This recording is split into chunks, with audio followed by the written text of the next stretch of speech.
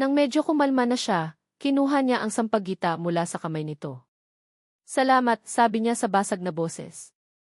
Tumango lang si Lito. Sa isang iglap, sa ilalim ng malamlam na ilaw ng hardin, naramdaman ni Ara ang isang bagay na hindi niya naramdaman kailanman kay Marco. Isang pakiramdam ng kapayapaan. Isang pakiramdam ng pagiging totoo. Isang maliit na ngiti ang nagsimulang mabuo sa kanyang mga labi. Isang ngiti ng pag-asa. Ngunit sa sandaling iyon, habang hawak niya ang sampagita, at habang naroon sa tabi niya ang lalaking nagbigay sa kanya ng katahimikan, biglang nagring ang kanyang cellphone. Isang numero mula sa opisina ng ospital. Ang opisina ng hospital director. Kinakabahan niyang sinagot ito. Hello? Dra. Reyes speaking. Doktora, sabi ng isang formal at seryosong boses sa kabilang linya. Si Ethan, ang mismong hospital director. Inaasahan kita sa opisina ko bukas ng umaga, eksaktong 8:00. Magkakaroon tayo ng emergency meeting. Meeting po? Tungkol saan po? Naguguluhang tanong ni Ara. Nagkaroon ng isang segundong katahimikan sa kabilang linya bago ito nagsalita muli. Ang bawat salita ay mabigat at puno ng babala. May seryosong reklamo laban sa'yo, Dra. Reyes. Nang tumalikod si Ara at naglakad pabalik sa loob ng ospital na may mabigat na puso, nanatili si Lito sa kanyang kinatatayuan sa dilim. Ang pakiramdam ng tagumpay dahil sa wakas ay nakita na ni Ara ang tunay na kulay ni Marco ay mabilis na napalitan ng isang matinding pag-aalala. Alam niya kung gaano kadesperado si Marco. At ang isang taong desperado at nasaktan ang pride ay kayang gawin ang lahat. Ang ganti. Sigurado siyang may gagawing ganti si Marco.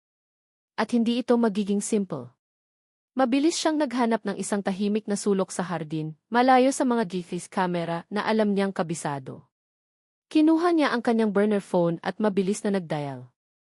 Mang Edgar, sabi niya nang may sumagot sa kabilang linya. Ang boses niya ay nawala na ang pagiging kalmado, ito ay mahina ngunit puno ng urgensya. Kailangan ko ng pabor. Alamin mo kung may anumang hindi pangkaraniwang nangyayari sa opisina ng hospital director. Isang meeting, isang reklamo, kahit ano. Lalo na kung may kinalaman kay Dra. Reyes. Masusunod po, Sir Lito. Ano po ang nangyari? Tanong ng matandang accountant, nahimigan ang pag-aalala sa boses ng kanyang amo. Nag-away sila ni Marco. At may hawak si Ara na ebidensya ng problema sa pera ng pamilya Valencia, paliwanag ni Lito. Bibilis ang kilos ni Marco ngayon. Unahan natin siya. Buong gabi hindi mapakali si Lito. Nag-ikot siya sa ospital, ang bawat hakbang ay mas mabigat kaysa karaniwan. Ang bawat sulok ng gusaling ito, na dapat ay pag-aari niya, ay tila naging haula. Nakikita niya ang lahat, pero hindi siya maaaring kumilos ng hayagan. Ang kanyang kapangyarihan ay nakatali sa unipormeng suot niya. Kinabukasan, pumasok siya sa ospital na may dalang isang madilim na premonisyon. At hindi siya nagkamali. Ang hangin ay tila mas mabigat. Ang mga bulungan sa mga pasilyo ay mas malakas kaysa dati, na tila mga ahas na gumagapang sa sahig. Narinig mo ba? Si Doktora Reyes daw, may reklamo ng overcharging. Sayang, mukha pa namang mabait. Hindi mo talaga masasabi, no? Ang pera talaga, di. Bawat salita ay parang isang karayom na tumutusok sa dibdib ni Lito. Gusto niyang sumigaw. Gusto niyang ipagtanggol si Ara. Pero hindi niya magawa. Kailangan niyang manahimik. Sinubukan niyang pumunta sa record section, gamit ang palusot na may kukunin lang siyang supplies. Ngunit pagdating niya roon, isang security officer na hindi niya gaanong kilala ang nakabantay sa pinto. Pasensya na, Lito. Bawal pumasok ang sinuman dito ngayon maliban sa mga may otorisasyon, sabi ng officer, ang tono ay formal. Utos mula sa itaas. Utos mula sa itaas. Alam na alam ni Lito kung sino ang nasa likod noon. Marco, using his influence. Napakuyom ang kanyang kamao sa loob ng kanyang bulsa. Wala siyang magawa kundi tumango at umalis. Pakiramdam niya ay isang hari na nakakulong sa selda ng isang alipin. May kapangyarihan siya, pero hindi niya magamit. Maya-maya, natanaw niya ang isang eksena na nagpakulo sa kanyang dugo. Sa di kalayuan, malapit sa opisina ng hospital director, nakita niya si Marco nakausap si Ethan. Ang tawa ni Ethan ay malakas, at tinapik pa nito ang balikat ni Marco na parang isang anak. Malinaw na nakuha na ni Marco ang tiwala at simpatsya ng management. Nilaro niya ang kanyang mga baraha ng tama. Ilang minuto bago mag-alas 8, nakita niya si Ara na naglalakad sa hallway papunta sa opisina ng direktor. Mag-isa lang ito. Ang mukha nito ay maputla, pero ang kanyang tindig ay tuwid. Pilit nitong ipinapakita ang katatagan, ngunit nakikita ni Lito ang bahagyang panginginig ng mga kamay nito. Ang puso niya ay tila pinipiga. Gusto niya itong lapitan, hawakan ang kamay nito, at sabihing, "Huwag kang mag-alala, aayusin ko to." Pero hindi niya magawa. Dahil sa mga sandaling iyon, para sa kanya at sa buong mundo, siya ay si Lito lang, ang gwardiya. Isang hamak na empleyado na walang karapatang manghimasok sa pag-uusap ng mga nasa itaas. Isang anino na walang boses. Pinanood niya itong pumasok sa malaking kahoy na pinto ng opisina. Ang pagsara ng pinto ay tila isang hatol, isang tunog na naghihiwalay sa kanila ng isang mundong hindi niya basta-basta mapapasok. Napakuyom ang kanyang mga kamao, ang mga kuko ay bumaon sa kanyang palad. Ang pakiramdam ng kawalan ng magawa ay isang lason na dahan-dahang gumagapang sa kanyang sistema, mas masakit pa sa anumang pisikal na sugat. Biglang nag-vibrate ulit ang kanyang burner phone. Isang text message mula kay Mang Edgar. Mas mabilis kaysa sa inaasahan niya. Ang puso ni Lito ay kumabog ng mabilis habang binabasa niya ito. Ang mga salita ay tila sumasaksak sa kanyang mga mata. "Sir, nakuha ko ang isang page ng complaint mula sa isang source." Binaliktad niya ang lahat. Pinalabas niyang si Dra. Reyes ang nag-o-overcharge at kumukuha ng kickback. May mga peking dokumento siyang hawak. At ang mga pirma kamukhang-kamukha ng pirma ni Doktora. Napatingala si Lito sa kisame, isang tahimik na sigaw ang namuo sa kanyang lalamunan. Hindi lang ito basta pagbabaliktad ng kwento. Ito ay isang perpektong bitad. Isang bitag na idinisenyo para ganap na sirain hindi lang ang karera ni Ara, kundi ang buong pagkatao nito. At siya, ang tunay na may-ari ng lugar na ito, ay nakatayo lang sa isang tabi, nakasuot ng uniforme ng isang gwardiya, habang ang babaeng unti-unti nang nagiging mahalaga sa kanya ay naglalakad papasok sa lungga ng leon. Ang pinto ng opisina ng hospital director ay tila mas mabigat kaysa karaniwan. Nang pumasok si Ara, ang malamig na hangin mula sa air conditioner ang unang sumalubong sa kanya, kasunod ang isang nakabibinging katahimikan. Sa loob, nakaupo sa isang mahabang mesa na gawa sa mahogany sina Ethan, ang hospital director, dalawang iba pang miyembro ng board, at ang head ng human resources. Ang kanilang mga mukha ay seryoso, walang mababakas na anumang emosyon. At sa isang upuan, sa tapat mismo ng kinatatayuan niya, nakaupo si Marco Valencia.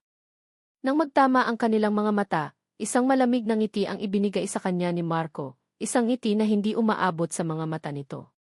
Isang ngiti na tila nagsasabing, "Huli ka na. Maupo ka, Dra." "Reyes," sabi ni Ethan, ang boses ay formal at walang bahid ng pagiging pamilyar. Umupo si Ara, ang kanyang likod ay tuwid na tuwid. Ang puso niya ay kumakabog ng malakas sa kanyang dibdib, ngunit sinikap niyang maging kalmado. "Ano po ang pag-uusapan natin, sir?" Inayos ni Ethan ang salamin niya at inilapag ang isang folder sa gitna ng mesa.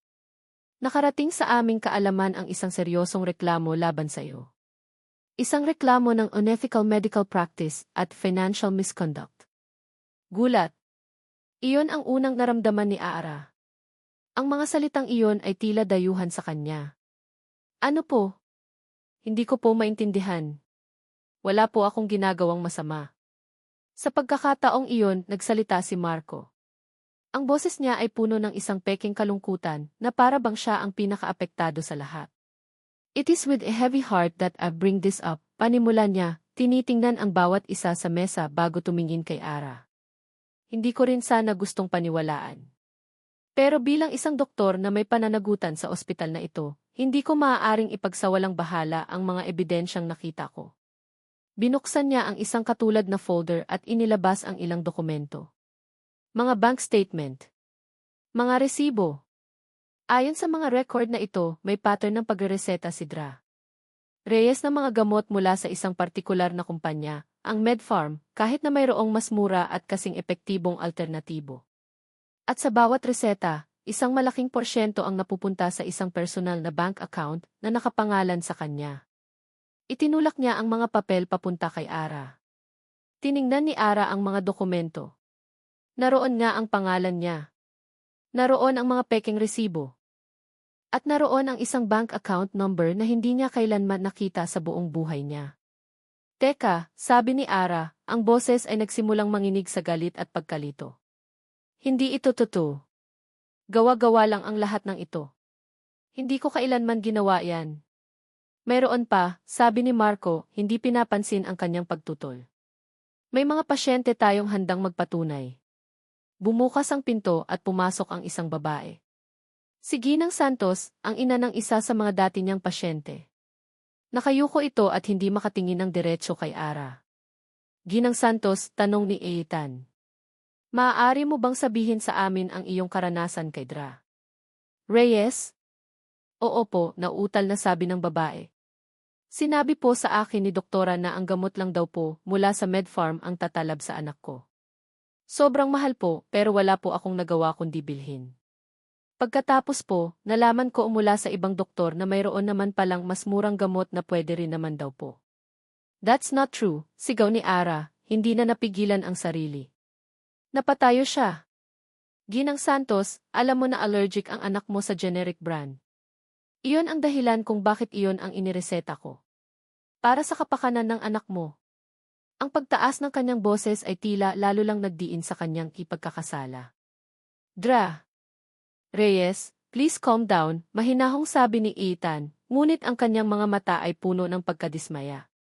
Binibigyan ka namin ng pagkakataong magpaliwanag, pero hindi sa paraang ganito. Napaupo si Ara, ramdam ang panginginig ng kanyang mga tuhod. Pakiramdam niya ay nalulunod siya. Ang bawat salita niya ay walang bigat. Ang bawat pagtatanggol niya ay tila isang pag-amin. Tiningnan niya si Marco. At sa isang saglit, sa isang iglap na walang sinuman sa mesa ang nakapansin, nakita niya ito. Ang maskara ni Marco ay bahagyang nahulog. Isang munting ngisi ang gumuhit sa gilid ng labi nito. Isang kislap ng tagumpay sa kanyang mga mata. Isang malinaw na mensahe, nanalo ako.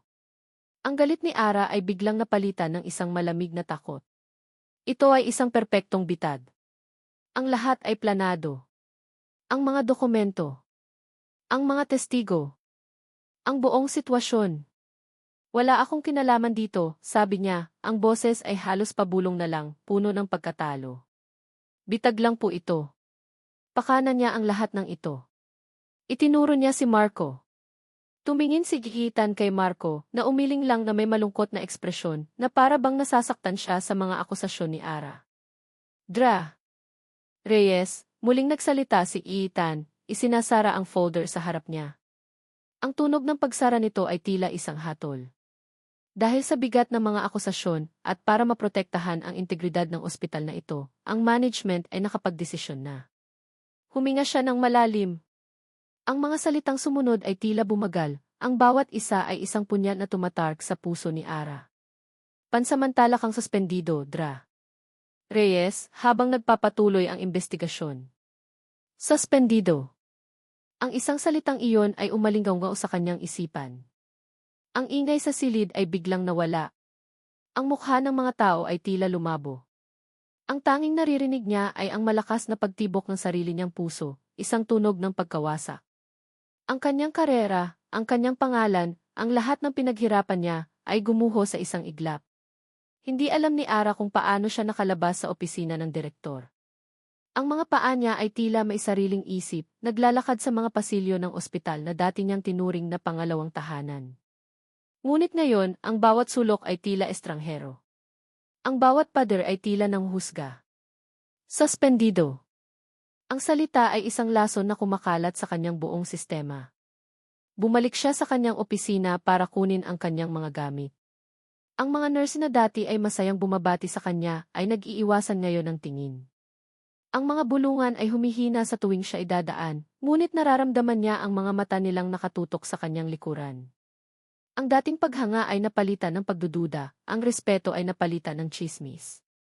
Habang inilalagay niya ang kanyang mga libro at personal na gamit sa loob ng isang kahon, isang katok sa pinto ang kanyang narinig. Si Jan Delay, ang head nurse na dati tuwang-tuwa sa mga bulaklak na bigay ni Marco.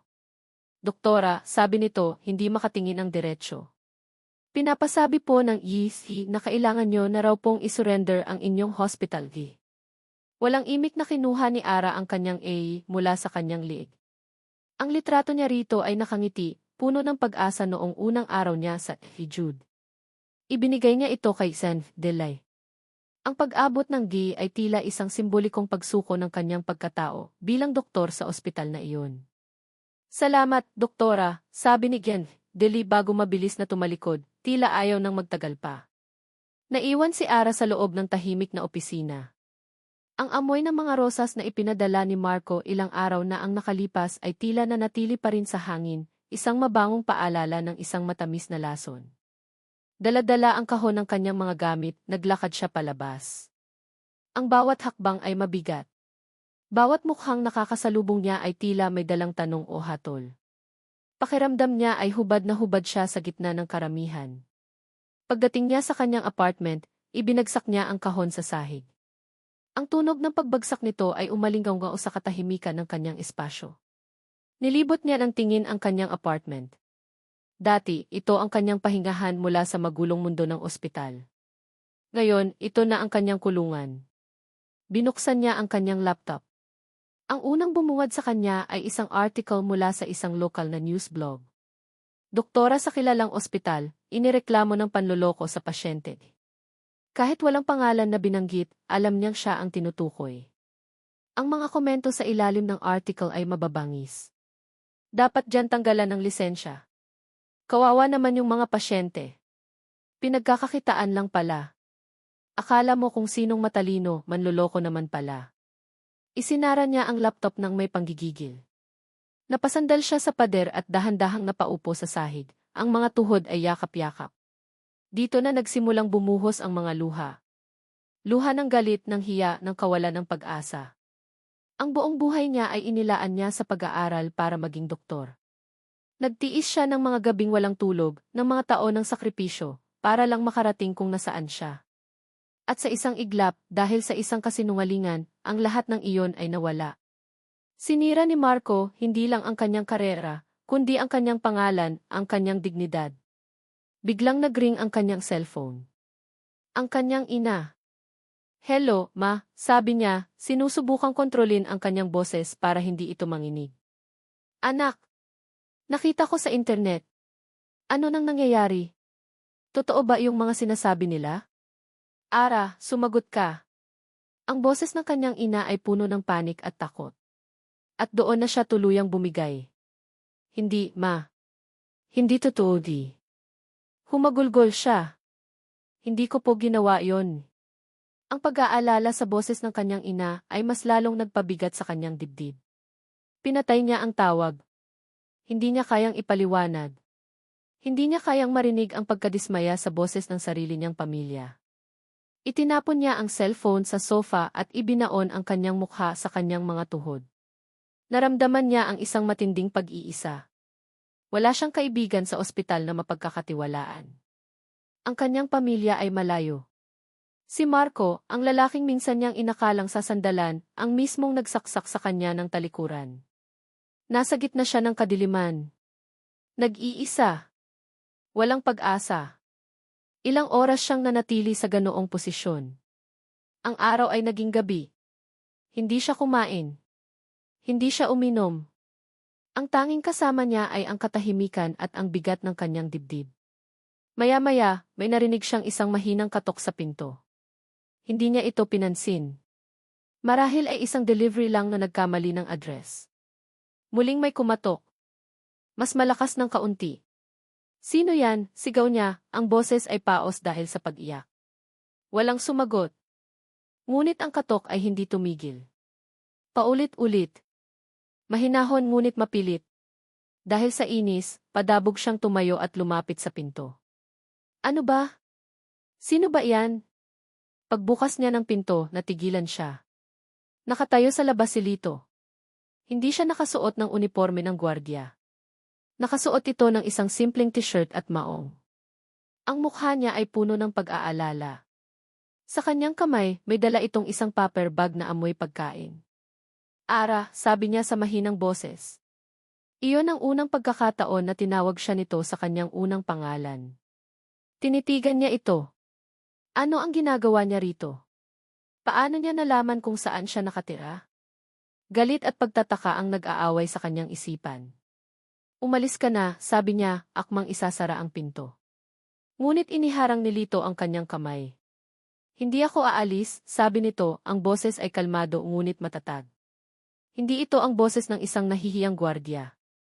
Ito ang boses ng isang taong desidido. Dahan-dahan niyang itinulak ang pinto para bumukas muli. Tinitigan niya si Ara ng diretso sa mga mata. Hindi ka nag-iisa, Ara. Maniwala ka sa akin. Ang mga salitang binitawan ni Lito ay nanatili sa hangin sa pagitan nilang dalawa. Hindi ka nag-iisa, Ara. Maniwala ka sa akin. Nakita niya ang pag-aalinlangan sa mga mata ni Ara, isang pader ng kawalan ng tiwala na itinayo ng isang masakit na pagkakanulo. Ngunit nakita rin niya ang isang maliit na kislap ng pagod, isang pagsuko. Dahan-dahan, ibinaba nito ang kamay mula sa pinto. Isang tahimik na paanyaya para pumasok siya. Walang imik na pumasok si Lito sa apartment. Ang katahimikan sa loob ay mabigat. Ang kahon ng mga gamit ni Ara mula sa ospital na nakakalat sa sahig ay isang malungkot na testamento sa nangyari. Hindi siya nagsalita. Hindi siya nagtanong. Inilapag niya ang paper bag sa maliit na mesa sa kusina.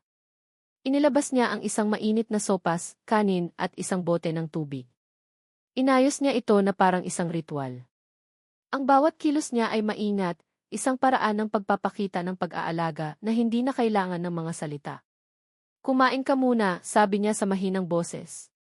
Umupo si Ara sa silya, tila isang robot na sumusunod lang sa utos. Kinuha niya ang kutsara. Nanginginig ang kanyang kamay habang sinusubo niya ang unang kutsara ng sopas.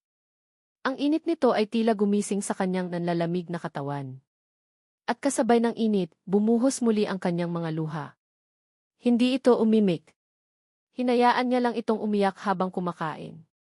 Ang kanyang presensya ay isang tahimik na pangako na hindi siya aalis, na hindi ito nag-iisa sa gabing iyon. Nang matapos kumain si Ara, siya na ang nagligpit ng pinagkainan. Habang naghugas siya ng mga plato sa maliit na lababo, naramdaman niyang nakatingin ito sa kanya. Bakit mo to ginagawa? Tanong ni Ara, ang boses ay paos. At paano mo nalaman ang address ko? Humarap si Lito sa kanya, pinunasan ang kanyang mga kamay. Nasa employee records ang address mo. Isang simpleng kasinungalingan, ngunit mas madaling paniwalaan kaysa sa katotohanan. At ginagawa ko to dahil alam kong wala kang kasalanan. Paano ka nakakasiguro? Mapait na tanong ni Ara. Ang buong ospital, hinuhusgahan na ako. Kahit ang mga taong akala ko ay kaibigan ko, iniwasan na ako. Dahil nakikita ko kung sino ka, seryosong sagot ni Lito. Nakikita ko kung paano mo alagaan ang mga pasyente mo. Nakikita ko ang dedikasyon mo. Ang isang tulad mo ay hindi kailanman manloloko ng kapwa para lang sa pera. Ang mga salitang iyon, puno ng walang pasubaling paniniwala, ay tila isang balsamo sa sariwang sugat ni Ara. Sa unang pagkakataon sa buong araw, naramdaman niya ang isang maliit na sinag ng liwanag. Nang masiguro niyang medyo kumalma na si Ara, nagpaalam na si Lito. Ngunit ang pag-alis niya sa apartment nito ay hindi nangangahulugan ng pagtatapos ng kanyang gabi. Sa katunayan, ito ay simula pa lamang. Hindi siya umuwi sa kanyang simpleng apartment. Sa halip, nagmaneho siya papunta sa isang lugar na walang sinuman ang nakakaalam na pag-aari niya, isang condominium penthouse sa sentro ng Makati na may tanawin ng buong syudad. Pagpasok niya sa loob, ang imahe ni Lito, ang gwardiya, ay ganap na naglaho. Ang penthouse ay moderno at maluwag, ang kabaligtaran ng tinitirhan niyang apartment. Tinanggal niya ang kanyang simpleng damit at nagtungo sa banyo. Habang nakatayo siya sa harap ng malaking salamin, tinitigan niya ang kanyang sariling refleksyon. Ang mga mata niya ay puno ng pagod, ngunit sa ilalim nito ay isang nag-aalab na determinasyon. Ang plano niya ay maghintay. Maghintay hanggang sa makakalap siya ng sapat na ebidensya para idiin hindi lang si Marco, kundi ang lahat ng kurakot na miyembro ng board. Ngunit ngayon, nagbago na ang lahat. Ang paghihintay ay nangangahulugan ng pagkasira ng buhay ni Ara. At iyon ay isang bagay na hindi niya kayang isakripisyo. Kinuha niya ang kanyang totoong cellphone, isang mamahaling smartphone, at nagdial, ito na ang desisyon. Attorney Cruz, sabi niya nang may sumagot sa kabilang linya. It's me. Lorenzo. Sir. Napatawag po kayo. May problema po ba? Sagot ng kanyang abogado, halata ang pagkagulat. Yes. We're changing the plan, matatag na sabi ni Lito. Narinig niya ang tawag mula sa ospital kanina. May final hearing na magaganap para sa kaso ni Ara. I want you to call an emergency board meeting. An official one. Tomorrow. Bago ang hearing ni Dra. Reyes. Pero, sir, ang ebidensya natin, hindi pa sapat para sa lahat. Don't care about everyone anymore, putol ni Lito, ang boses ay malamig. Ang mahalaga ay si Marco Valencia. At ang paglilinis sa pangalan ni Dra. Arabella Reyes. And tell the board. I will be present. Nagkaroon ng katahimikan sa kabilang linya bago sumagot ang abogado. Masusunod po, Jimmy Mendoza. Pagkatapos ng tawag, nagtungo si Lito sa kanyang walk-in closet. Kinuha niya ang isang itim na business suit na matagal na niyang hindi isinusuot. Isang suit na isinusuot niya noong siya pa ang opisyal na humaharap bilang tagapagmana ng AC Jude, bago niya sinimulan ang kanyang misyon. Humarap siyang muli sa salamin. Ang nakatayo na roon ay hindi na si Lito, ang mabait na gwardiya. Ang kaharap niya ay si Lorenzo Lito Mendoza ang galit at desididong chairman ng AC Jude Medical Center. Kinuha niya ang isang lumang litrato mula sa kanyang wallet. Isang litrato niya kasama ang kanyang mga magulang. Ma, papasensya na po kung kailangan kong gawin to ng mas maaga, bulong niya sa litrato. Pero kailangan niya ako. Itinabi niya ang litrato at tiningnan ang kanyang refleksyon sa huling pagkakataon. Isang huling buntong hininga ang kanyang pinakawalan, isang paalam sa kanyang pagtatago. Para sa iyo ito, Ara. Ang umaga ng araw ng paghukom ay dumating na may kasamang isang madilim at malamig na langit, tila nakikiramay sa nararamdaman ni Ara. Hindi siya nakatulog buong gabi. Ang mga salita ni Lito, hindi ka nag-iisa. Maniwala ka sa akin. Ay paulit-ulit na umalinggaw sa kanyang isipan. Ang mga salitang iyon ang naging isang maliit na kandila sa gitna ng kanyang kadiliman. Kahit hindi niya lubos na maintindihan kung bakit ito tumutulong, ang paniniwala sa kanyang mga mata ay sapat na para bigyan siya ng kaunting lakas. Tumayo siya sa harap ng salamin. Ang babaeng nakatingin sa kanya ay may maiitim na bilog sa ilalim ng mga mata, ang balat ay maputla. Mukha siyang talunan. Ngunit sa ilalim ng lahat ng iyon, nagpasya siya. Hindi siya haharap sa kanila na parang isang basahan. Nagsuot siya ng isang simpleng itim na blazer at pantalon. Inayos niya ang kanyang buhok. Naglagay siya ng bahagyang kolorete para itago ang kanyang kaputlaan. Kung ito na ang huling araw niya bilang isang doktor, haharapin niya ito ng may dignidad. Pagdating niya sa ospital, ang bawat hakbang ay tila may kasamang tingga. Ngunit nang malapit na siya sa conference room kung saan gaganapin ang hearing, isang pamilyar na anino ang kanyang natanaw na naghihintay malapit sa pinto. Si Lito. Nakasuot ito ng kanyang karaniwang uniforme ng gwardiya. Ang presensya niya roon ay isang malaking sorpresa, ngunit nagdulot ito ng isang hindi maipaliwanag na ginhawa sa puso ni Ara. Anong ginagawa mo dito? Tanong ni Ara, ang boses ay halos pabulong. Sinabi ko sa'yo, hindi ka nag-iisa, sagot ni Lito, ang mga mata ay seryoso. Lumapit ito sa kanya. Sa isang kilos na hindi inaasahan ni Ara, marahan nitong hinawakan ang kanyang kamay. Ang init ng palad nito ay tila nagbigay ng kuryente sa kanyang nanlalamig na katawan. Matapang ka, Ara. Huwag mong kalimutan yan, sabi nito. Kahit anong mangyari, nandito lang ako. Binitawan nito ang kanyang kamay nang makita niyang papalapit na ang abogado ng ospital. Ngunit ang init ay nanatili. Ang mga salitang iyon ay naging kanyang baluti. Huminga siya ng malalim at pumasok sa loob ng conference room. Ang eksena sa loob ay mas nakakatakot kaysa sa unang pagkikita nila. Ang buong board of directors ay naroroon. Ang hangin ay mabigat sa tensyon at paghatol. Nakaupo sa isang dulo si Marco, ang mukha ay puno ng kumpiyansa. Tiningnan niya si Ara na maihalong pang-aasar na para bang sinasabing tapos na ang laro. Umupo si Ara sa upuang inilaan para sa kanya.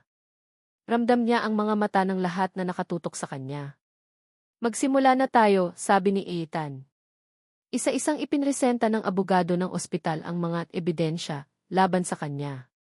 Ang mga peking dokumento. Ang mga testimonya. Ang bawat salita ay isang martilyo na pumupukpok sa kanyang dignidad. Binigyan si Ara ng pagkakataong magsalita. Tumayo siya, ang mga tuhod ay nanginginig, ngunit ang boses ay pilit niyang pinatatag. Wala po akong kasalanan, panimula niya, tinitingnan ang bawat miyembro ng board. Ang lahat ng ito ay gawa-gawa lamang. Isang bitag na inihanda ni E.C. Valencia dahil sa personal na galit niya sa akin. May pruweba ka ba sa iyong mga akusasyon, Dra? Reyes, malamig na tanong ng isang miyembro ng board. Napayuko si Ara. Wala po. Maliban sa aking salita. Isang mapanuyang tawa ang narinig niya mula kay Marco. Ang salita ng isang taong napatunayang nagsisinungaling tungkol sa pinansyal na transaksyon. Ang bawat pagtatanggol ni Ara ay sinasalag ng isang mas matibay na kasinungalingan mula kay Marco. Pakiramdam niya ay nasa isang korte siya kung saan siya na ang hinatulan bago pa man magsimula ang paglilitis. Sa ngalan ng A.C. Jude Medical Center, nagsalita si Marco sa huli, tumayo at hinarap ang board na may ekspresyon ng isang martyr. Hinihiling ko ang pinakamabigat na parusa. Ang permanenteng pagtanggal ng kanyang lisensya sa ospital na ito para hindi na maulit ang ganitong panloloko sa mga pasyente. Ang katahimikan sa silid ay nakabibingi. Tumingin si Giitan sa mga kasama niya sa board na isa-isang tumango. Tapos na. Alam na ni Ara. Inihanda niya ang kanyang sarili para sa hatol. Napapikit siya, naghihintay sa mga salitang wawasak sa kanyang kinabukasan. Kung gayon, sabi ni Ethan, inaayos ang kanyang mga papeles. Kinuha niya ang isang maliit na gavel na nasa mesa. Ang desisyon ng board ay itinaas niya ang gavel. Sa sandaling iyon, bago pa man ito bumagsak sa mesa. Bumukas ang pinto ng conference room. Isang malakas na pagbukas, hindi isang simpleng katok. Ang lahat ay napalingon sa gulat. At doon, sa may pintuan, nakatayo si Lito. Ngunit hindi na siya si Lito, ang gwardiya. Ang unipormeng asul ay napalitan ng isang mamahaling itim na business suit na perpektong nakabagay sa kanyang katawan. Ang buhok niya ay maayos na nakasuklay pa atras. Ang kanyang tindig ay puno ng otoridad at kapangyarihan na hindi pa nakikita ni Ara kailanman. Ang lahat ng tao sa silid, kasama na si Marco at ang buong board of directors, ay natigilan. Ang kanilang mga bibig ay bahagyang nakabukas sa pagkalito at gulat. Si Ara, higit kanino man, ay hindi makapaniwala sa kanyang nakikita. Ang lalaking nagbigay sa kanya ng hot chocolate, ang lalaking nag-abot sa kanya ng sampagita, ang gwardyang humawak sa kanyang kamay ilang minuto lang ang nakalipas ay nakatayo roon na parang isang hari na biglang pumasok sa teritoryo nito. Ang katahimikan sa loob ng conference room ay halos masakit sa tainga. Walang gumagalaw. Walang humihinga. Ang lahat ng mga mata ay nakatutok sa lalaking nakatayo sa may pintuan na tila isang aparisyon na biglang lumitaw mula sa ibang mundo. Hindi kumukurap ang mga mata ni Ara. Hindi maintindihan ng kanyang utak ang kanyang nakikita. Si Lito pero hindi si Lito. Ang tindig, ang damit, ang aura, lahat ay iba. Ang lalaking kaharap niya ngayon ay hindi ang mabait at medyo mahiyain na gwardiya. Ang lalaking ito ay nagtataglay ng isang kapangyarihan na kayang magpatigil ng isang buong silid. Habang naglalakad siya papasok, isang bagay na mas nakakagulat ang nangyari. Mabilis na tumayo si Iitan, ang tagapamahala ng buong ospital. Kasunod niya, isa-isang nagsitayuan ang iba pang miyembro ng board. Ang kanilang mga mukha ay puno ng paggalang na may halong takot. Eric Mendoza, bati ni Iitan, ang boses ay nanginginig ng bahagya. Yumuko ito ng bahagya. We've been waiting for you. Eric Mendoza. Ang apelyidong iyon ay parang isang kidlat na tumama sa isipan ni Ara. Mendoza. Ang apelyido ng mga orihinal na nagtatag ng A.C. Jude. Impossible. Tumingin siya kay Lito, kay Emmett Mendoza, na ngayon ay nakatayo na sa dulo ng mesa, sa mismong kinaupuan kanina ni Ethan. Ang kanyang presensya ay ganap na pumuno sa buong silid. Maaari na kayong maupo, sabi niya, ang boses ay kalmado, ngunit mailamig na nagpatindig sa balahibo ng lahat. The fake hearing is over. The real investigation begins now. Si Marco ay namutla. Ang pagkalito sa kanyang mukha ay napalitan ng isang dahan-dahang pagkaunawa at pagkatapos ng purong takot. Anong ibig sabihin ito? Anong Mendoza? Lito, nababaliw ka na ba? Ngumiti si Lito sa unang pagkakataon mula nang pumasok siya. Ngunit ito ay isang ngiting walang init, isang ngiting mapanganib. Ang pangalan ko ay Lorenzo Mendoza pagpapakilala niya. At bilang chairman at may-ari ng ospital na ito, na minana ko mula sa aking mga magulang, ako ang magpapatuloy ng pagdinig na ito. Isang kolektibong paghinga ng gulat ang narinig sa buong silid. Si Ara ay napahawak sa mesa para suportahan ang sarili. Ang kanyang mundo ay gumuho sa pangalawang pagkakataon sa araw na iyon, ngunit sa isang paraan na hindi niya inaasahan. Ang gwardiya ang Ginoong Mendoza si Lito ay ang may-ari ng ospital. Hindi ito maaari, sigaw ni Marco, na patayo. Nagsisinungaling siya. Isa itong malaking palabas. Hindi sumagot si Lito. Sa halip, kinuha niya ang isang laptop mula sa kanyang abogadong tahimik na pumasok sa likuran niya. Ikinonekta niya ito sa projector. Isang imahe ang lumabas sa malaking screen sa pader, isang bank statement. Ito, sabi ni Lito, ay ang tunay na bank statement. Isang offshore account na nakapangalan kay G. Marco Valencia. At dito, malinaw na nakikita ang mga deposito mula sa Medfarm at sa dalawa pang medical supply company.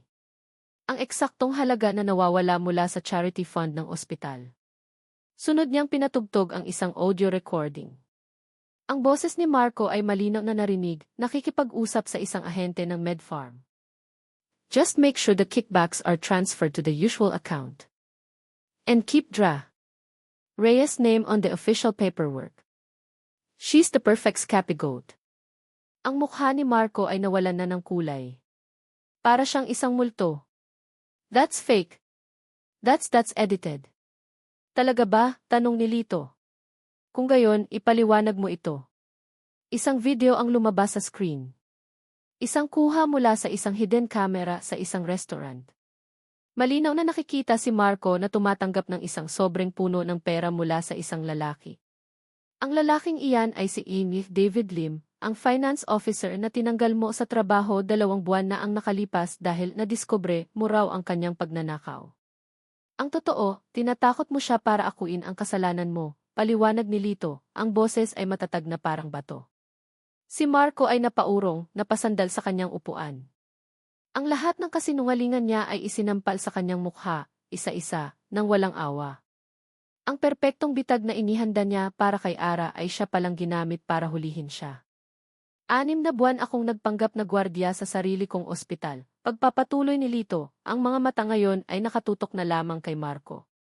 Para makita kung sino ang mga ahas na sumisira sa pangalan ng aking mga magulang. At ikaw, J.C. Valencia, ang isa sa pinakamalalaki. Tumingin si Lito sa board. Dra. Reyes is one of the most dedicated doctors this hospital has ever had. Her name will be cleared. She will be reinstated immediately, with public apology from this board. And she will be compensated for this damage.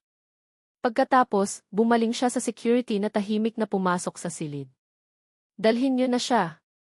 2 gwardiya ang humawak sa mga braso ni Marco, na ngayon ay tulala na at hindi na makapagsalita. Hinila nila ito patayo. Habang kinakalagkad siya palabas, tila biglang natauhan si Marco. Nagpumiglas ito at sumigaw, ang mukha ay puno ng galit at kabaliwan. Ang huling tingin niya ay hindi para kay Lito, kundi para kay Ara. Masaya ka na ba? Sigaw niya, ang boses ay basag sa galit. Ipinagpalit mo ako sa isang sinungaling. Ang salitang sinungaling ay tumama kay Ara na parang isang sampal. Nilinis ni Lito ang kanyang pangalan. Iniligtas siya nito.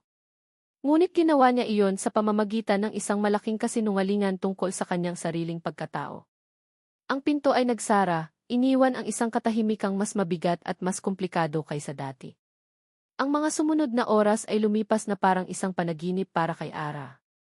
Ang mga miyembro ng board ay isa-isang lumapit sa kanya para humingi ng paumanhin.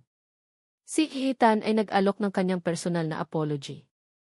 Ang balita ng kanyang pagiging ki-cleared ay mabilis na kumalat sa buong ospital, at ang mga dating bumabatikos sa kanya ay siya namang unang bumati. Malinis na ang pangalan niya. Ligtas na ang kanyang karera. Dapat ay masaya siya. Ngunit habang nakaupo siya sa kanyang opisina, na muling ibinalik sa kanya, ang tanging nararamdaman niya ay isang malaking pagkalito. Tumingin siya sa salamin. Ang babaeng nakatingin sa kanya ay hindi na ang talunang doktora kaninang umaga. Ngunit hindi rin ito ang masayang doktorang nailigtas. Ang nakikita niya ay isang babaeng nalulunod sa isang karagatan ng mga tanong. Sinungaling. Ang huling salita ni Marco ay umalinggaw sa kanyang isipan. May katotohanan sa sinabi nito. Iniligtas siya ni Lito o ni Lorenzo sa pamamagitan ng isang katotohanan. Ngunit ang relasyon na nagsimulang mabuo sa pagitan nila ay nakatayo sa isang pundasyon ng kasinungalingan. Hindi niya alam kung ano ang gagawin. Hindi niya alam kung ano ang iisipin. Kaya ginawa niya ang tanging bagay na alam niya. Pumunta siya sa lugar kung saan nagsimulang luminaw ang lahat para sa kanya. Ang Hardin. Umupo siya sa pamilyar na bench, kung saan unang nagbahagi sila ni Lito ng hot chocolate at ng isang tahimik na pag-uusap. Gabi na ulit. Ang hangin ay malamig at ang mga bituin ay nagsisimula ng lumitaw. Maya-maya, isang anino ang tumigil sa kanyang harapan. Hindi na siya nagulat. Tila inaasahan na niya ito. Pag-angat niya ng kanyang tingin, nakita niya si Lito. Hindi. Nakita niya si Lorenzo. Nakasuot pa rin ito ng kanyang mamahaling suit, ngunit tinanggal na nito ang kanyang coat at necktie. Ang mga manggas ng kanyang puting polo ay nakatupi hanggang siko. Tila isang pagtatangka na bumalik sa pagiging si Lito. Ara, sabi niya sa mahinang boses. Hindi sumagot si Ara. Nakatingin lang siya sa malayo. Maaari ba akong maupo? Tanong nito. Tumango lang si Ara bilang sagot. Umupo si Lorenzo sa kabilang dulo ng bench, gaya ng dati, nagbibigay ng espasyo sa pagitan nila. Sa loob ng ilang minuto, katahimikan ang namayani. Ngunit hindi ito ang komportableng katahimikan na dati nilang pinagsaluhan. Ito ay isang katahimikang mabigat, puno ng mga hindi masabi. Alam kong galit ka, basag ni Lorenzo sa katahimikan. Hindi ako galit, sagot ni Ara, ang boses ay walang emosyon. Nalilito lang ako. Sino ba talaga ang kausap ko ngayon? Si Lito, ang gwardiya. O si Lorenzo Mendoza ang may-ari ng buong lugar na ito. Napabuntong hininga si Lorenzo. Tumingin siya sa langit. Pareho. Ikinuwento niya ang lahat. Tungkol sa kanyang mga magulang at sa pangarap ng mga ito para sa Jude. Tungkol sa aksidente. Tungkol sa kanyang desisyon na magpanggap para malaman kung sino ang mga taong sumisira sa legasya ng kanyang pamilya. Ikinuwento niya ang kanyang plano na maghintay sana, ngunit nagbago ang lahat dahil sa nangyari sa kanya. Naiintindihan ko ang mga rason mo, sabi ni Ara nang matapos itong magkwento. Tumingin na siya rito sa wakas. At sa mga mata nito, nakita niya ang totoong pagsisisi. Pero may isang bagay akong hindi maintindihan. Ano iyon? Bakit hindi mo sinabi sa akin? Noong mga gabing nag-uusap tayo dito. Noong nakita mo na nagtitiwala na ako sa'yo. Bakit hindi ka nagtiwala sa akin? Ito ang tanong na pinakamabigat sa lahat. Hindi ang yaman. Hindi ang posisyon. Kundi ang kakulangan ng tiwala. Ang sakit, Lito, sabi ni Ara, at sa pagbanggit niya sa pangalang iyon, naramdaman niya ang pag-init ng kanyang mga mata. Hindi dahil mayaman ka. Ang sakit kasi hindi ka nagtiwala. Inisip mo na tulad din ako ng iba, na magbabago ang tingin ko sa'yo kapag nalaman ko ang totoo. Napayo ko si Lorenzo. Ang makapangyarihang chairman ay nawala. Ang kaharap niya ngayon ay isang lalaking nasasaktan. Patawad, sabi niya, ang boses ay basag. Patawad kung nasaktan kita. Natakot ako, Ara. Natakot ako na kapag nalaman mo kung sino ako, ang titingnan mo na ay ang pera, ang kapangyarihan. At mawawala ang tanging bagay na gusto kong makuha sa paraang totoo at patas, ang respeto at ang puso mo. Tumingin siya kay Ara, ang mga mata ay puno ng kahinaan at katapatan. Pero ang pag-ibig na naramdaman ko para sa iyo bilang si Lito, ang gwardiya, ay totoong totoo. Iyon lang ang tanging bagay na hindi kasinungalingan sa lahat ng ito. Isang butil ng luha ang pumatak mula sa mata ni Ara. Pinunasan niya ito agad. Tinitigan niya si Lorenzo, ang lalaking may dalawang mukha, ngunit may iisang puso. Naalala niya ang hot chocolate. Naalala niya ang sampagita. Naalala niya ang kamay nitong humawak sa kanya bago siya pumasok sa hearing. Ang mga iyon ay gawa ni Lito. Gawa ng lalaking minahal niya. Huminga siya ng malalim, pinapakalma ang kanyang sarili. Isang maliit na ngiti ang dahan-dahang gumuhit sa kanyang mga labi. Inusog niya ang kanyang sarili palapit dito. Kinuha niya ang kamay nito, ang parehong kamay na humawak sa kanya kanina. Lito, sabi niya ng malinaw at may katiyakan. Iyon ang pangalang minahal ko. At siya pa rin ang lalaking kaharap ko ngayon. Tumingala si Lorenzo, ang mga mata ay puno ng hindi makapaniwalang pag-asa. Nakita niya sa mga mata ni Ara ang pagpapatawad at pagtanggap. Ang mahalaga ay hindi kung paano tayo nagsimula, pagpapatuloy ni Ara. Ang mahalaga ay kung paano natin ito itutuloy. Nang may katotohanan. At nang may tiwala. Ngumiti si Lorenzo, isang tunay na ngiti sa wakas, isang ngiting umabot sa kanyang mga mata. Hinigpitan niya ang hawak sa kamay ni Ara. Hindi na sila umimik pa. Hindi na kailangan. Sa ilalim ng mga bituin, sa pamilyar na bench sa hardin ng ospital, dalawang tao mula sa magkaibang mundo ang sa wakas ay nagtagpo sa gitna. Ang kanilang mga kamay ay magkahawak, isang pangako ng isang bagong simula na itinayo, hindi sa kung ano ang mayroon sila, kundi sa kung sino talaga sila para sa isa't isa. Ang tunay na halaga ay hindi sa yaman o sa posisyon, kundi sa isang pusong nakakita sa iyo, sa pinakamadilim mong sandali at piniling manatili. At dito po nagtatapos ang kwento ni Ara at Lito, isang kwento ng pag-ibig na natagpuan sa pinaka-hindi inaasahang pagkakataon. Maraming salamat po sa inyong walang sawang pagsubaybay sa bawat kabanata ng kanilang paglalakbay. Habang isinusulat ko ang istoryang ito, para bang naging totoo sa akin ang mga karakter. Naramdaman ko ang bigat ng dibdib ni Ara sa gitna ng mga pagsubok, at nadama ko rin ang tahimik na sakripisyo at pag-ibig ni Lito sa likod ng kanyang simpleng uniforme. Isang karangalan na bigyan sila ng buhay at ibahagi ang kanilang kwento sa inyo. Sa pamamagitan ng kanilang paglalakbay, nais kong ipaalala sa ating lahat na ang tunay na pag-ibig ay hindi kailanman tumitingin sa estado sa buhay, sa yaman, o sa anumang panlabas na anyo. Ang tunay na halaga ng isang tao ay hindi nasusukat sa kapal ng kanyang wallet o sa taas ng kanyang posisyon, kundi sa lawak ng kanyang pag-unawa at sa kabutihan ng kanyang puso. At higit sa lahat, ipinakita nila sa atin na ang isang pag-ibig na matatag ay handang magpatawad, handang magtiwala at handang magsimulang muli. Ngayon, nais ko namang marinig ang inyong mga saloobin. Aling bahagi ng kwento ang pinakatumatak sa inyo? Ano ang aral na inyong napulot? Huwag po kayong mag-atubiling iwanan ang inyong mga komento sa ibaba. Bawat isa po sa mga ito ay mahalaga sa akin. Muli, mula sa kaibuturan ng aking puso, maraming salamat po. Hanggang sa susunod nating kwentuhan. Ang tunog ng humihinang pintig ng puso sa monitor ang unang bumalot sa buong pediatric. Sunod-sunod. Mabilis. At pagkatapos, isang tuwid na linya na lang ang gumuhit sa screen, kasabay ng isang nakabibinging, walang katapusang tunog. Code Blue. Otomatikong napasigaw ang isang nurse. Nawawalan tayo ng pulso. Doktora. Para kay Dr. Arabella Reyes, ang tunog na iyon ay mas masahol pa sa anumang sumpang maririnig niya sa buong buhay niya. Isang tunog na nagsasabing ang isang munting buhay ay unti-unting nawawala sa kanyang mga kamay. Ihanda ang defibrillator.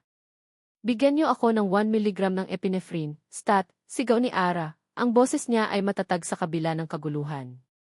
Ang pasyente ay si Miguel, isang 5 taong gulang na bata na may malubhang impeksyon sa dugo. Ilang araw na nilang ipinaglalaban ang buhay nito. At sa gabing ito, tila sumusuko na ang munting katawan ng bata. Charging to 100 joules, anunsyo ng isa pang doktor. Clear, sigaw ni Ara. Nayanig ang munting katawan ni Miguel sa pagtama ng kuryente. Ngunit ang linya sa monitor ay nanatiling tuwid. Naramdaman ni Ara ang pag-init ng kanyang mga mata, isang pamilyar na kirot ng posibleng pagkabigo.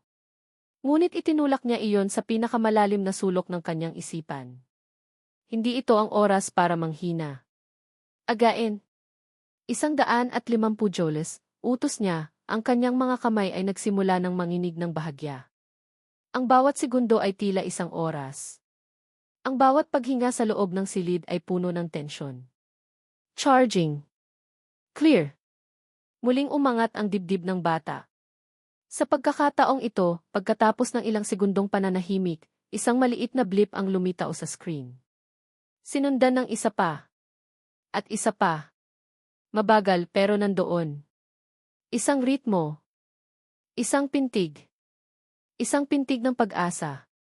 May pulso na tayo, sabi ng nurse, ang boses ay basag sa sobrang ginhawa. Napahawak si Ara sa gilid ng kama. Naramdaman niya ang pagod na biglang bumuhos sa buong katawan niya, na parang isang alon na kanina pa niya pinipigilan. Ang pawis ay tumutulo sa kanyang noo, at ang kanyang mga binti ay tila pagod na pagod. Pero sa ilalim ng lahat ng iyon, naramdaman niya ang isang pamilyar na init ng tagumpay. Nailigtas nila si Miguel. Sa gabing ito, nanalo sila. Ilang oras pa ang lumipas bago tuluyang naging stable ang kondisyon ng bata. Nang masiguro ni Ara na ligtas na si Miguel, tahimik siyang lumabas ng dala-dala ang bigat ng isang buong shift. Ang puting coat niya ay tila mas mabigat kaysa karaniwan. Pagod na siya. Ang gusto na lang niya ay umuwi, maligo at matulog. Habang naglalakad siya sa pasilyo ng 8th Jude Medical Center, ang mga ilaw na fluorescent ay tila sobrang liwanag. Ang amoy ng antiseptic ay kumakapit sa kanyang damit. Ito ang mundo niya. Isang mundong puno ng buhay at kamatayan, ng milagro at kabiguan. Pagdating niya sa parking lot, agad na sumalubong sa kanya ang maalinsangang hangin ng gabi. Hinanap ng kanyang mga mata ang lumanyang kotseng kulay abo. At doon, sa tabi nito, nakita niya ang isang pamilyar na anino. Si Lito. Ang gwardiya sa ospital. Napabuntong hininga si Ara. Diyos ko, heto na naman siya. May hawak itong malaking piraso ng karton at tila pinipilit na isingit sa pagitan ng windshield at ng wiper ng kanyang sasakyan. Anong ginagawa mo? Tanong ni Ara, hindi maitago ang inis sa kanyang boses. Nagulat si Lito. Agad niyang ibinaba ang karton at humarap sa kanya. Ang mukha ay puno ng isang ngiting hindi mo malaman kung nakakatuwa o nakakailang. Ay, doktora. Magandang gabi po. Pauwi na po kayo. Pauwi na. At ano sana ang gagawin mo sa kotse ko? Muli niyang tanong, turo sa karton na hawak nito. Ah, ito po ba? Itinaas ni Lito ang karton na may ngiti. Nakita ko po kasi kaninang umaga, dito kayo nakaparada. Naisip ko po, para hindi masyadong masira ng araw yung dashboard nyo, lalagyan ko po sana ng panangga. Napatingin si Ara sa karton. Galing iyon sa isang kahon ng medical supplies. Ang intensyon ay mabuti, siguro. Pero sa pagod at stress niya, ang nakikita lang niya ay isang pakikialam. Salamat, Lito. Pero hindi kailangan. Mayroon akong sariling sunshade sa loob, sabi niya sa pinakamahinahong paraan na kaya niya. Ganoon po ba? Pasensya na po, doktora. Gusto ko lang po sanang makatulong, sabi nito, kinakamot ang batok na tila nahihiya. Bubuksan na sana ni Ara ang pinto ng kanyang kotse nang isang makintab na itim na isgu ang huminto sa kanilang tabi. Bumaba ang bintana nito at mula sa loob ay sumilip ang isang pamilyar na mukha. Si E.F. Marco Valencia. Ang tinitingalang golden boy ng surgery department. Gwapo, matalino at mula sa isang kilalang pamilya ng mga doktor. Ara, leaving so late, tanong ni Marco, ang boses ay malambing at puno ng kumpiyansa. Isang ngiti ang gumuhit sa perpekto niyang mukha. Marco, bati ni Ara, biglang naging maayos ang tindig.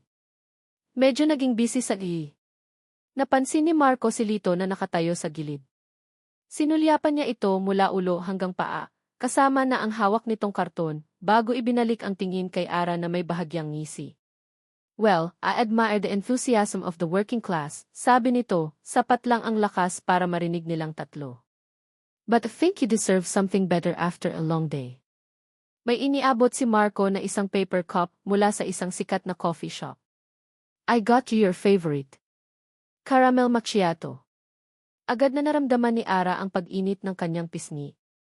Ito ang kaibahan. Si Marco, alam kung ano ang gusto niya. Elegante. Akma. Hindi tulad ng isang pirasong karton. Salamat, Marco. You shouldn't have, sabi niya, tinatanggap ang kape. Ang aroma nito ay tila nagpagaan sa kanyang pakiramdam. Anything for Ask Judy's best pediatrician, sagot ni Marco, at kumindat ito bago muling isinara ang bintana at pinaandar ang kanyang sasakyan.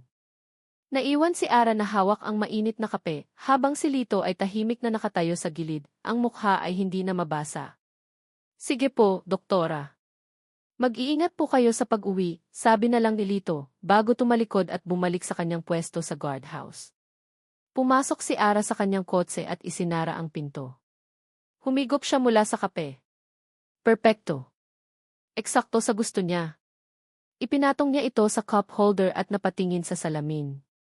Nakita niya ang papalayong anino ni Lito. Napailing na lang siya. Mabait naman siguro si Lito, pero magkaiba talaga sila ng mundo. Habang ini-start niya ang makina, biglang nag-ring ang kanyang cellphone. Nakita niya ang pangalan ng kanyang ina sa screen. Hello, Ma? Anak. Kamusta ka na? Hindi ka na naman tumatawag, bungad ng kanyang ina, ang boses ay puno ng pag-aalala. Pasensya na, mabisi lang talaga sa ospital.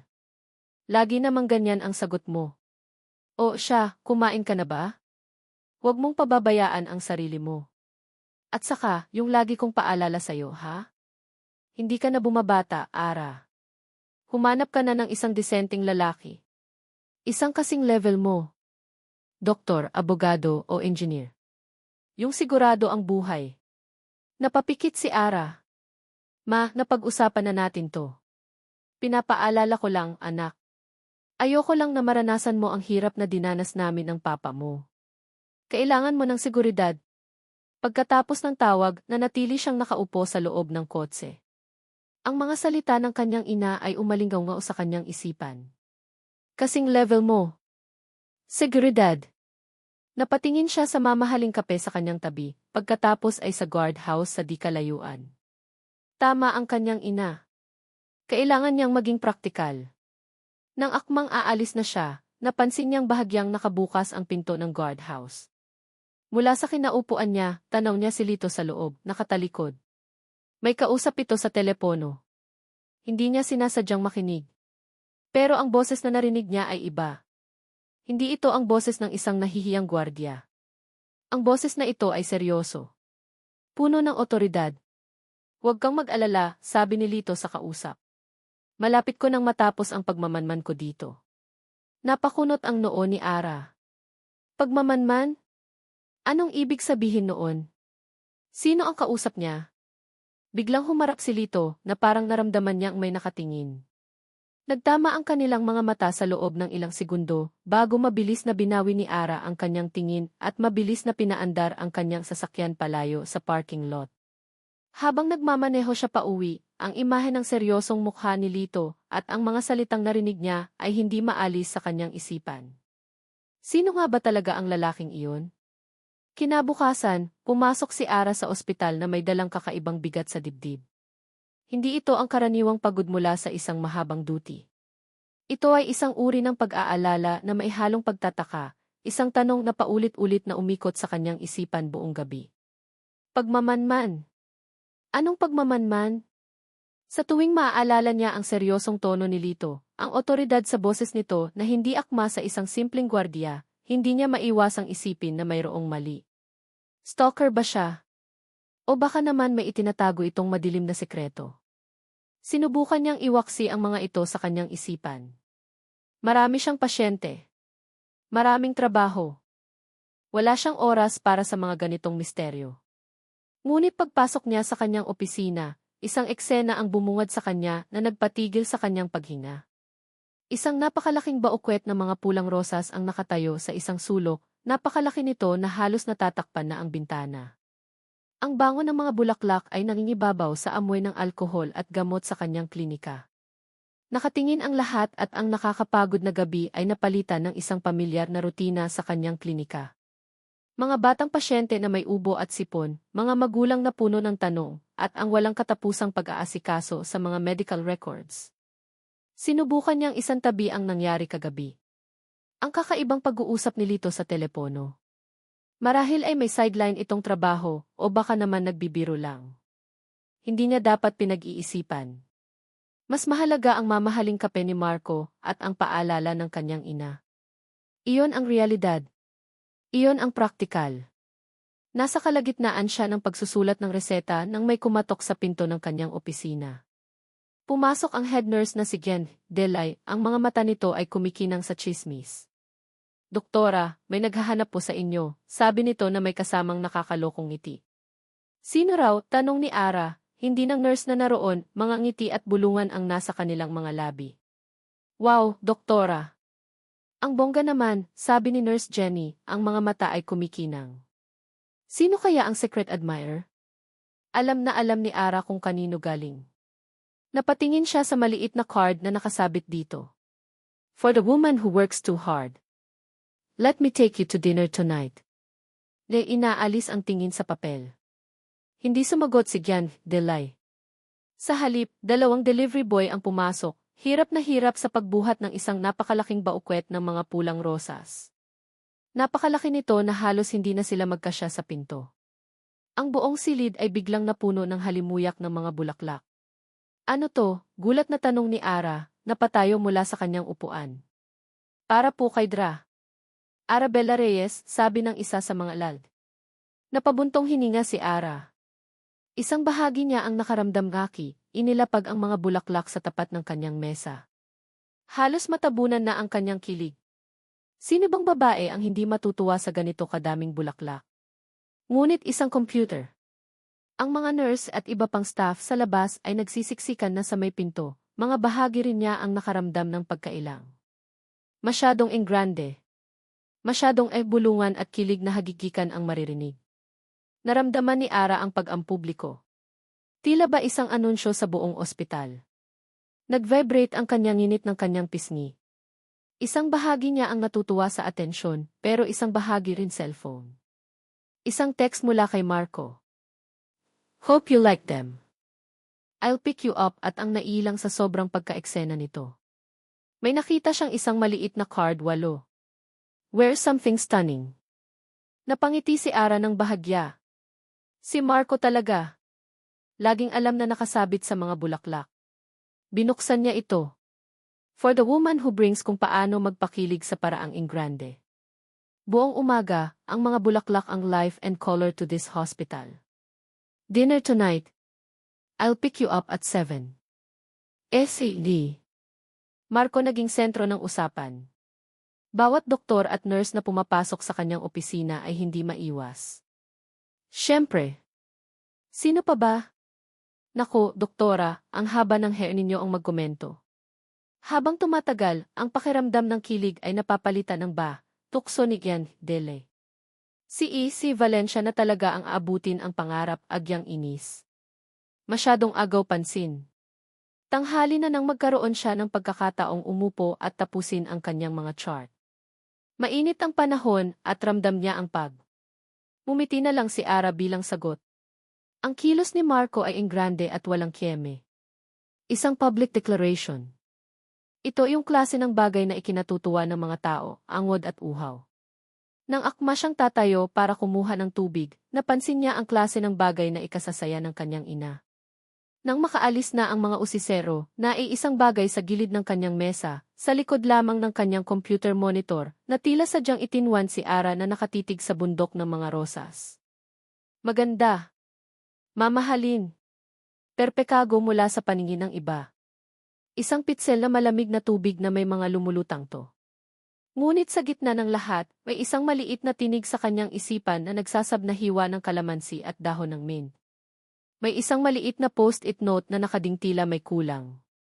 Itinuon na lang niya ulit ang pansin sa trabaho. Makikit dito. Para hindi po kayo mapagod, doktora. Walang pangalan. Ngalipas ang ilang oras, pagod na sumandal si Ara sa kanyang upuan. Masakit ang kanyang ulo at uhunit alam ni Ara kung kanino galing. Napahawak siya sa malamig na pitsel. Simple lang ito na uhaw na siya. Tatayo na sana siya para kumuha ng tubig nang mapansin niya ang hindi magastos. Hindi engrande. Ngunit sa sandaling iyon, mas naramdaman niya ang init ng pag-aalaga mula sa pitsel na ito, kaysa sa 100 rosas na nakatayo sa isang bagay sa gilid ng kanyang mesa, sa likod ng malaking florera ng mga rosas. Isang pitsok. Dahil ito ay tahimik. Personal. Tila ba nakikita nito ang tunay niyang narel na salamin. Napakunot ang kanyang noo. Puno ito ng manilaw-nilaw na likaramdaman, ang pagod, at hindi lang ang imahe ng isang matagumpay na doktora. Isido na may mga yelo pa. Sa tabi nito ay may isang maliit na papel na nakatupi. Kangiti ang gumuhit sa kanyang mga labi. Ngunit mabilis itong napalitan ng paginuhan niya ito at binuksan. Para hindi po kayo mapagod, doktora, dududa nang maalala niya ang narinig kagabi. Bahagi ba ito ng pagmamanman niya? Kalaman si Juice. Walang pangalan. Pero alam niya kung kanino galing. Ang sulat. Uminom siya ng kalaman si Juice. Ang asim at tamis nito ay tila gumising sa kanyang dikamay na simple at medyo magulo. Ang gesture na tahimik at hindi naghahanap ng atwa. Nakakalito. Ang lalaking ito ay isang malaking palaisipan. Kinahapunan, habensyon. Lito. Napatingin siya sa pitsel. Gawa sa bahay. Hindi binang papunta siya sa laboratorio para kunin ang resulta ng isang pasyente, isang komosyon sa maili sa isang mamahaling cave. Tumingin siya sa mga rosas, pagkatapos ay sa pitsel. Ang admission area ang umagaw sa kanyang atensyon. Isang mag-asawa ang nakatayo, isa ay isang sigaw. Ang isa naman ay isang bulong. Hindi niya maintindihan ang sarili. Ang mga damit ay halatang lumana at ang mga mukha ay puno ng pag-aalala. Ay bakit tila mas naramdaman niya ang sinseridad sa simpleng pitsel ng kalaman si Juice, kaysa sa arga ng lalaki ang isang batang babae na humihingal at mataas ang lagnat. Pakius 100 pirasong rosas.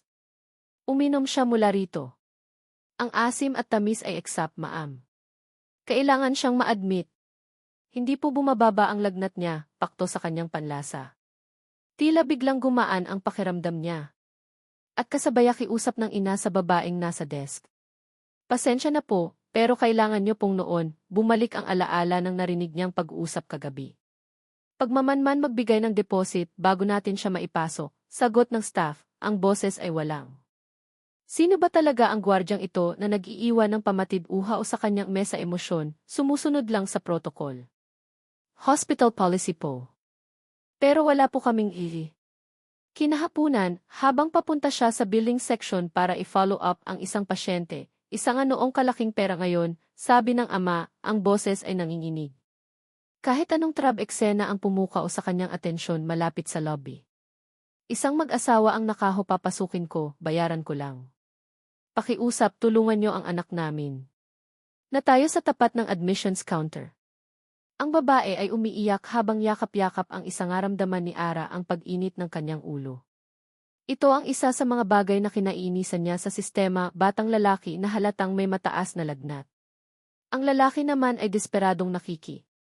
Naiintindihan niya ang patakaran, pero kapag nakikita niya ang isang batang nahihirapan, usap sa staff. Miss, pakiusap. Isang gabi lang. Bukas na bukas, ang puso niya bilang doktor ang nangingibabaw.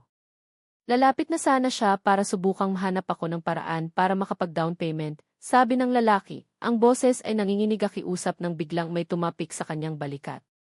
Si Ilchi De Leon, isa sa mga senior na doktor. I'm sorry, sir. Hospital policy po, sagot ng babae sa counter, ang boses ay walang. Huwag kang makialam, Reyes, bulong nito. Alam mo ang rules. Sas emosyon. Kailangan po ng at least 50% deposit bago po namin ma-admit ang pasakit lang ang ulo mo. Napayo ko si Ara, ramdam ang bigat ng kawalan ng magawa. Pinyente. Pero kailangan ng anak ko ng doktor. Tingnan niyo siya, sobrang init niya, anood niya ang mag-asawa na malungkot na tumalikod, dala-dala ang kanilang may sakit. Maaari po kayong pumunta sa emergency room para sa first aid, pero para po sa admission, kailangan na anak. Ang eksenang iyon ay sumira sa kanyang araw. Nawala ang epekto ng mga bulaklak. Po talaga ng deposito. Lumapit si Ara. Anong nangyayari dito? Doktora Reyes, nawala ang tamis ng kalaman si Juice. Ang natira ay ang mapait na lasa ng realidad. Bati ng staff. Itong mag-asawa po, gusto ipa-admit ang anak nila pero abi na nang matapos ang kanyang trabaho. Hindi niya tinanggap ang imbitasyon ni Marco. Wala siya sa mood. Pag wala po silang pambayad ng deposito. Tiningnan ni Ara ang bata. Namumutla itood siya sa pisikal at emosyonal. Habang naglalakad siya sa isang hindi masyadong din at hirap huminga. Kailangan itong makonfine. Agad. Hindi ba pwedeng paladaanan na pasilyo papunta sa parking lot? Nakita niya muli ang ama ng batang may sakit, kanampasin muna. Emergency ito, sabi ni Ara sa staff. Pasensya na po, Doktina. Nakaupo ito sa isang bench, nakayuko at tahimik na umiiyak. At pagkatapos, nakita niya si Lito. Dahan-dahan itong lumapit sa lalaki. Walora. Mahigpit po ang utos ng management. Marami na po kasing tumataka sa bayarin, malamig na sagot ng staff, tila sanay na sa mga ganitong eksena. Naramdaman niyang imik. Umupo ito sa tabi niya, at pagkatapos ng ilang sandali, may iniabot itong isang puting ara, ang isang matinding pagkadismaya. Isa siyang doktor. Ang trabaho niya ay magligtas ng buhay sobre sa lalaki.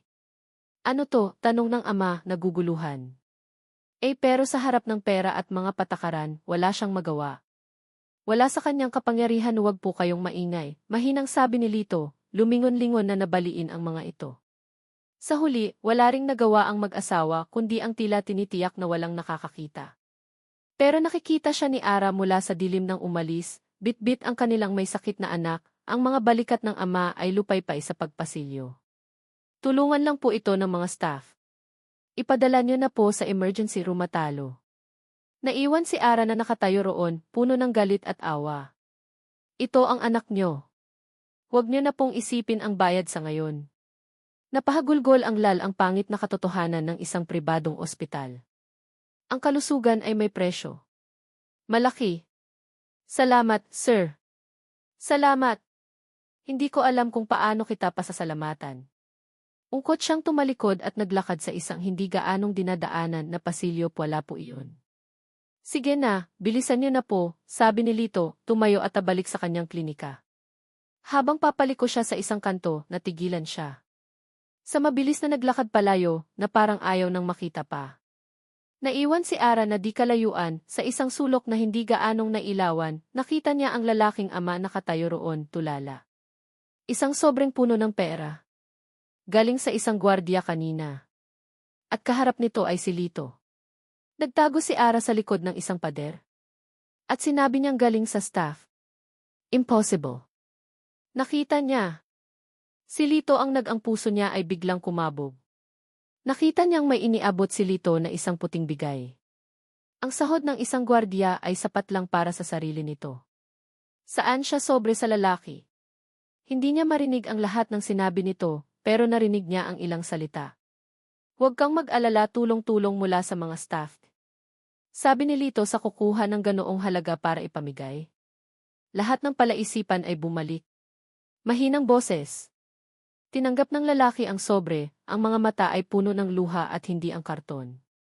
Ang kalaman si Juice. Ang seryosong tawag sa telepono. At ngayon, ito makapaniwalang pasasalamat. Salamat po, sir. Hindi ko alam kung paano ka. Isang malakas na puwersa ang nagtulak sa kanya na kumilos. Kailangan niyang malpasasalamatan. Sige na, bumalik na kayo sa admissions. Huwag niyo na lang aman. Mabilis siyang naglakad at sinundan si Lito. Naabutan niya ito malapit na sa exit, babanggitin kung kanino galing, sabi ni Lito, tinapik ang balikat ng lalaki bago. Lito, sandali, tawag niya. Natigilan si Lito at lumingon. Ang mabilis na tumalikod at naglakad papalayo sa kabilang direksyon. Naiwan si Ara na pagkagulat sa kanyang mukha ay hindi maitatago nang makita niya si Ara. Doktora? Nakita ko, sabi ni Ara, ang boses niya ay seryoso. Nakita ko ang nakatayo roon, ang isip ay gulong-gulo. Tulong-tulong ng mga staff. Imawa mo. Biglang namutla si Lito. Ang alin po, doktora, posible. Walang ganoong programa sa ospital. Ang perang iyon personal na pera iyon ni Lito. Isang gwardiya na marahil ay minimum wage lang ang sahod, pero nagawang magbigay ng. Ang pera, diretsyong sabi ni Ara, tinititigan siya sa mata. Saan galing ang ganoong kalaking halaga para sa isang taong hindi niya kilala? Hindi na niya napigilan ang perang iyon? Natuliro si Lito. Nag-iwas siya ng tingin at kinamot ang kanyang batsarili. Mabilis siyang naglakad at sinundan si Lito. Naabutan niya ito malok. Ang kumpiyansa at otoridad na narinig niya sa boses nito kagabi ay ganapit sa hagdanan. Lito, tawag niya. Natigilan si Lito at lap na nawala. Ang kaharap niya ngayon ay isang lalaking huling-huli sa akto. Umingon. Ang ekspresyon niya ay nagbago mula sa pagiging seryoso tungo sa pamilyar na kailangan lang pong gawin ang tama, doktora, nauutal niyang sagot. Agulat nang makita siya. Doktora? May kailangan po kayo? Lumapit si Ara, huwag mong sabihin galing sa staff yon dahil nakita ko. Galing sa'yo, ang mga mata niya ay nakatitig sa kanya, puno ng mga tanong. Ang pera. Saan galing ang perang ibinigay mo sa lalaki kanina? Agad na namula ang mukha ni Lito giit ni Ara. Hindi na makasagot si Lito. Tila naghahanap siya ng mga. Nag-iwas ito ng tingin at kinamot ang kanyang batok. Yun po ba salitang hindi niya mahanap? Pagkatapos ng ilang segundong katahimikan, tumango na lang ito ng bahagya. Kailangan ko na pong bumalik sa pwesto ko, doktora. Wala po yun, doktora. Konting ambagan lang po namin. Huwag mo akong lokohin, Lito. Nakita ko ang lahat. Walang ambagan na nangyari, gisabi niya, at hindi na hinintay ang sagot ni Ara. Mabilis itong tumalikod at halosit ni Ara. Ang boses niya ay hindi nagalit, kundi puno ng pagtataka. Takbuhin na ang daan palayo. Naiwan si Ara na nakatayo doon, ang puso niya ay malakas na kumakabog. 1,000 tanong ang bumabagabag sa kanyang isipan naan galing iyon. Hindi makatingin ng diretsyo si Lito sa kanya. Ang kumpiyansa at, ngunit isa lang ang malinaw. Ang lalaking iyon ay hindi lang isang ordinaryong gwardya otoridad na narinig niya sa telepono kagabi ay ganap na nawala. Ang kaharap niya. Halos takbuhin ni Lito ang daan pabalik sa kanyang maliit na apartment na malapit lang sa ospital. Pagkasara niya ng pinto, sumandal siya rito at napapikit ng mariin. Ang tibok ng kanyang puso ay malakas, hindi dahil sa pagod sa paglalakad, kundi dahil sa kaba. Huling-huli siya. Ang mukha ni Ara, puno ng pagtataka at hindi makapaniwalang mga tanong, ay malinaw na nakaguhit sa kanyang isipan. Ang paraan ng pagtitig nito sa kanya, tila ba sinusubukan nitong basahin ang bawat sikreto na itinatago niya. Sa isang iglap, gumuho ang lahat ng pag-iingat na itinayo niya sa loob ng maraming buwan. Ang Lito na gwardiya ay biglang nagkaroon ng lamat. Napabuntong hininga siya at naglakad papunta sa kusina. Hindi ito ang plano. Ang plano niya ay manatiling hindi kapansin-pansin, isang anino sa mga pasilyo, isang tagamasid na walang nakakapuna. Ngunit dahil kay Ara, dahil sa hindi niya mapigilang pagnanais na tulungan ang mga taong nakikita niyang nahihirapan, nasira ang kanyang takip. Binuksan niya ang luma niyang ref at kumuha ng isang bote ng malamig na tubig. Ang apartment niya ay simple lang. Isang kama, isang maliit na mesa, isang upuan, at ilang gamit sa kusina. Walang anumang bakas ng yaman, walang anumang magpapahiwatig kung sino talaga siya. Ito ang kanyang santuwaryo, ang kanyang kuta. Dito, siya lang si Lito. Pumunta siya sa kanyang mesa at umupo. Mula sa ilalim ng kanyang kama, kinuha niya ang isang lumang bowl na kahoy. Dahan-dahan niya itong binuksan. Sa loob, naroon ang mga larawan ng kanyang nakaraan. Isang litrato ng isang masayang mag-asawa, nakangiti habang hawak ang isang tropeo. Ang kanyang mga magulang, sina E.A. Lorenzo Mendoza at Dra. Eliana Mendoza, ang mga nagtatag ng F.E. Jude Medical Center. Kinuha niya ang isa pang litrato, isang batang lalaki na nakasakay sa balikat ng kanyang ama, ang ospital ang nasa likuran nila. Siya iyon. Isang pamilyar na kirot ang gumuhit sa kanyang puso. Ang F.E. Jude ay hindi lang isang negosyo para sa kanila. Ito ang kanilang pangarap, isang lugar kung saan ang pagpapagaling ay hindi tinitingnan ang estado sa buhay. Ngunit pagkatapos ng aksidenteng kumitil sa kanilang buhay, ang ospital ay napunta sa kamay ng isang board na mas inuuna ang kita kaysa sa serbisyo. Iyon ang dahilan kung bakit siya naririto. Kinuha niya ang isa pang laman ng bowl. Isang rolyo ng mga lumang blueprints ng ospital. Sa loob ng 6 na buwan, nagpanggap siyang gwardiya para makita mismo ang mga kabulukan sa loob, para malaman kung sino ang mga taong sumisira sa legasya ng kanyang mga magulang. Kailangan niyang malaman kung sino ang mga totoong tapat sa kanilang sinumpaang tungkulin. At nakita niya si Ara.